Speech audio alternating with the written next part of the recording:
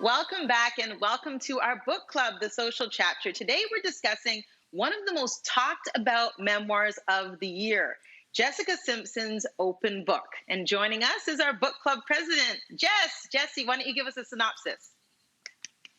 Okay, so we all remember Jessica Simpson from her hit reality show Newlyweds with Nick Lachey.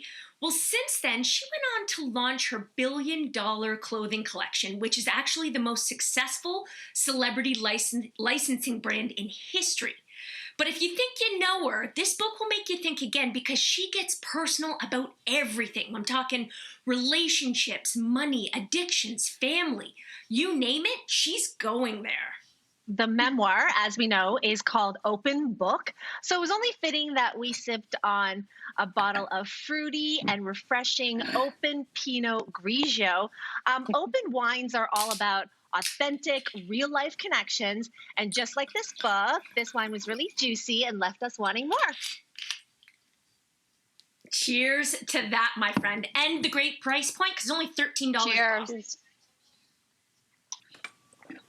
That's perfect. So this is one of our favorite parts of the entire social chapter. Each of us is going to give this book a rating out of 5. We'll do so and justify that within 20 seconds. So we are going to start with Cynthia. Okay, I'm ready. So I gave this book a 4 out of 5, and here's why. Who knew this was the perfect book for the pandemic? Like a nice steak, it is simple yet juicy. I found myself charmed by Jessica's incredible journey about the fact that she had such incredible ups and downs. I also delighted in the fact that this is a woman who was once positioned as the pretty dumb blonde, is now laughing all the way to the billionaire's bank. Yeah, Cynthia. I gave the book a 4.9 out of 5. And I'm rating this against other celebrity memoirs. Wow. So in its cohort, it is the best. And the reason I just took 0.1 off is because I kind of wanted a few pictures to go along with her stories.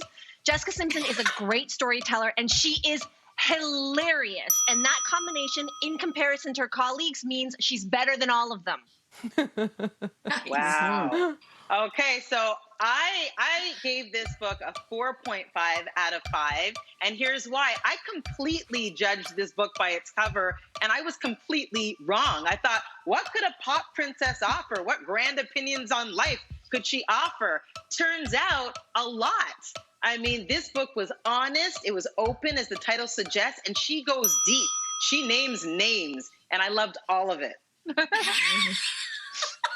Amen to that. All right. Well, I actually started by giving this book a 4 out of 5 before I had the last few chapters to read, but I ended up giving it a 5 out of 5. And here's why. I initially bought into that persona, the chicken of the sea. Is it chicken or is it fish? That persona, that's who I thought Jessica Simpson was. But she takes you through the story of her life, walking in those Daisy Duke boots with such ease, raw honesty, candor. Even though this is called Open Book, it left my mouth wide open with her honesty, her candor, and her refreshing self-awareness. I love that you guys all love this book. I loved it too. I gave it a 4 out of 5, and here's why. Because this is the book I didn't know I needed. Besides our names and having a hard time finding blazers that fit over our bosoms, Jessica and I don't have a lot in common, but I could not put this book down. I love that her southern charm and grace, and most of all, her humor shine through on the page. And also how that charm, grace, and humor allowed her the best kind of revenge against those who've slighted her, and that is living well. So true. Nicely done, Jessie. So as we've mentioned, there were all kinds of really honest revelations in this book, juicy details. Were there any ones that particularly stood out to you? Oh my gosh. Okay, there's a part in the book where Jessica and Nick are separating, and she is now doing better in her career than he is, and he wants compensation. Her father is her manager, and he says, we're not giving him anything. And at one point, Jessica just says, you know what? Give him whatever he wants. Let him have whatever he wants. I need to move on with my life. And she said, and you know what, Dad? I'm going to make back every cent. I'll make it all back. And then we talked about her humor and her candor, but also, you know, just putting that knife in just a little bit. She says, you know, and I did make it back, give or take $1 billion. That is the line of the book. I love that so much. Everything everything about it. I'm like, you go, girl. You go, Jessica Simpson. It was so good. I loved that part too. And I think I also have a bit of like a pop music blind spot. So I was shocked to read about how her, Britney, and Christina all came up together, and like thinking about the chances that they would all be auditioning for the Musketeers at the same time, along with Ryan Gosling and Justin Timberlake. Like, this is nuts to think about. And then years later, when their first albums would all be released within a few weeks of each other, and Jessica had to kind of adapt her image and her style on the heels of Britney and Christina. I had no idea. This was fascinating to me. It was so fascinating, and obviously I'm a gossip columnist, so I was feeling all the gossip, and she did not let us down. And, all of that is delicious. But what I appreciated the most is that, Marcy, you talk about her candor in discussing money matters and contract matters. And very few celebrities are willing to get detailed about money and about financial details. And she gives it to us. She's like, this is how much money I left on the table. This is how much money I made from this gig. This is how much money I lost here. This is how much and the figures are quite exact. Now, you might say, well, she's a billionaire. She can afford to talk about money. But as we've all seen, billionaires are the people who hide their money the most. And I really like that she was leaning in by being really candid and talking about not only money, but her relationship with money. And we have been encouraging women to do that more. And she is walking that walk. Only thing I'm going to say is The Notebook, Rachel McAdams, Ryan Gosling. I don't even want to give it away right now, but that detail about that movie and the Jessica Simpson connection, I'm going to leave it right there. I'm saying nothing else. Viewers, you will read it.